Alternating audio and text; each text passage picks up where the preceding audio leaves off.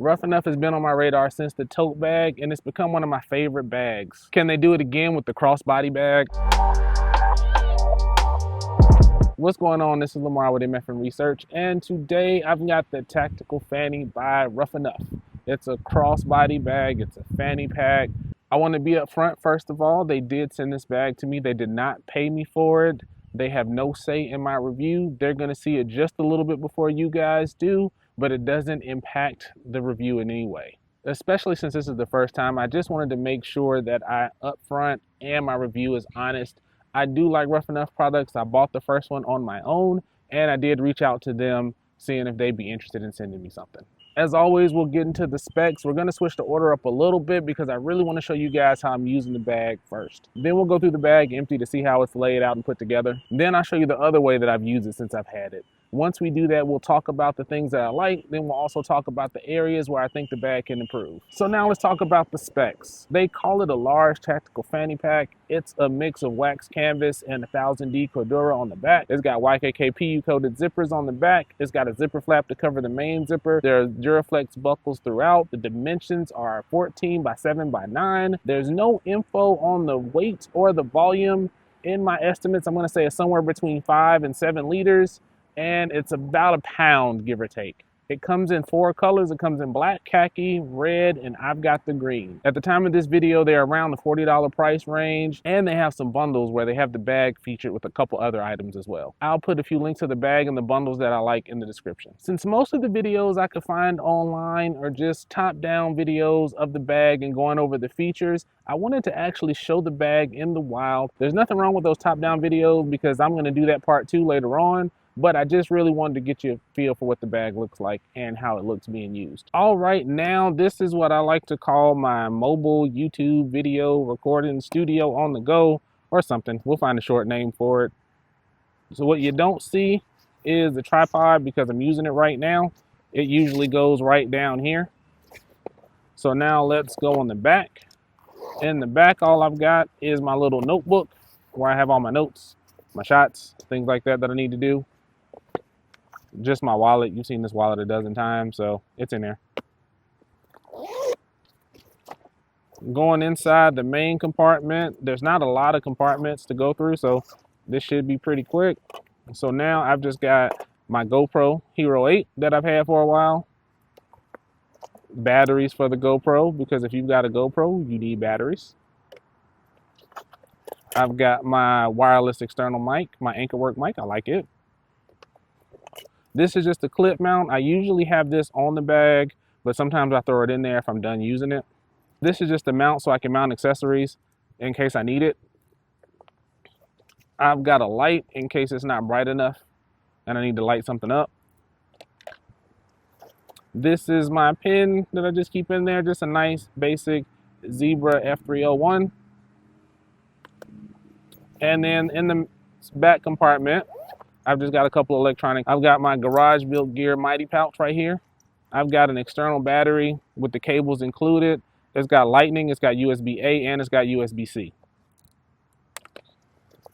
And then I always keep a little roll of gaffer's tape. I use this to tape my notes or anything like that. Or if I need to tape something down while I'm out and about, this is what this is for. It's like duct tape, not as sticky though. So here's the part where I break down the bag empty. Starting at the outside, you've got the Duraflex buckles on the front.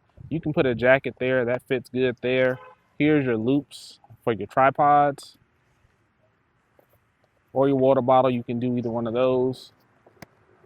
They've got a clip here, and then they've also got a hook right here. I took the carabiner that was right there off. If you want to keep that there, put your own there. You could do that if you want to. Going on the top here is the handle. That's also another Duraflex buckle. And then on the back, this is just a back panel zipper compartment. Notice the PU coated zippers on here as well. And then this is just the back, no padding, just nice and plain. Let's take a look at the strap. It's a basic strap, but it does have strap keepers and it does have a nice big buckle. Let's go inside the bag. There's a little rain flap to protect the zipper to keep the water out. That's a good thing. One thing I will say that I do like is how the clips right here are independent and don't come over here, so you can use the stuff and get out of here without having to mess with the main bag. So I do like that. So now let's look inside the bag. It's really basic in here. It's just a basic orange cavern high vis. I do like that. Got the little logo right there. It's very similar on the inside to the tote. It's just orange interior. That's it. Here's a second pocket right here. It's got another buckle with a removable key clip right there. So you can put your keys right there and detach them if you want to. I do like that. It takes away from having to have a long or a short key leash. It makes it almost adjustable for you. Hey, I hope you're liking the video so far. Don't forget to like, comment with any gear reviews you'd like to see in the future, and subscribe to MF for Research. Any support helps grow my little small corner of the EDC community. Now back to the video. Here's a more traditional EDC kind of loadout, since most people aren't going to use it as a YouTube video recording on the go bag. All right, so it's my plan to get this done at the park, but didn't take my allergy meds, so a mix between no allergy meds and being outside in the spring made for a bad day. So we're back at home. Let's get into it. So on the outside, I've got my water bottle. On the back, I don't have much in here. I've just got a little notebook. I've got my wallet. And that's all that I had back there. Let's go on inside.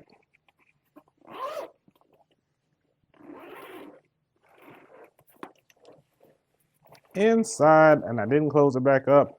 So remember I mentioned that it doesn't have protection for tech. So this is the case for just my mini gaming console. So I put that in there inside the protective case. It does take up a little bit of bulk, but it does protect it, so I don't have to worry about that. So you can use tech in here, okay, if you're comfortable with it, but you need protection for it. Saw this. This is just the EDC pouch that I use all the time. Compressible wipes. Pack of tissue. Some sunglasses.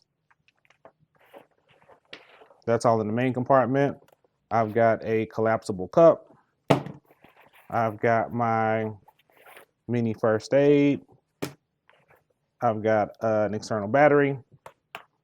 And I have a little tube of lotion. I was worried about this just because with everything knocking around in here and no real organization for small things, I was worried about it opening. But for the most part, I feel like I got lucky and it didn't open. So now let's get into some of the things that I like about the bag. It works well as a crossbody or a fanny pack. It's comfortable in any orientation on your back or your front. It works out well. Straps are easy to adjust on the fly. It is good to get a sling for a change where you can adjust the straps easily on the fly. It does have strap keepers to manage that excess strap. The strap and the buckles are pretty wide, so it's easy to get to. It's fairly comfortable. There's plenty of space on the front straps. You can put probably a tripod and a water bottle, or a tripod and a jacket.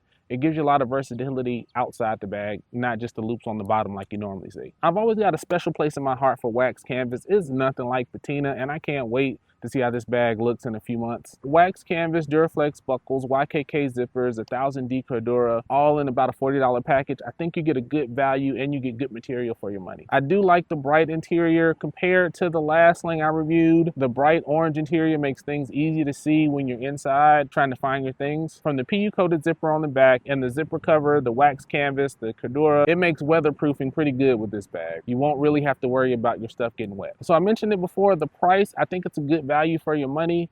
The straps are large. You can clip things to them if you want to.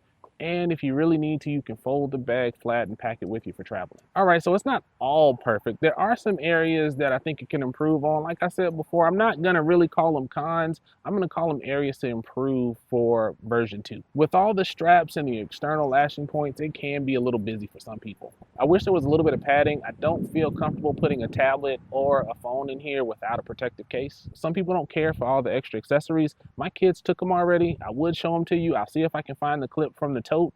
So to kind of show you what you get a little boxing glove, some stickers and stuff like that. Some people don't care for that stuff and they'd say just make the price of the bag lower.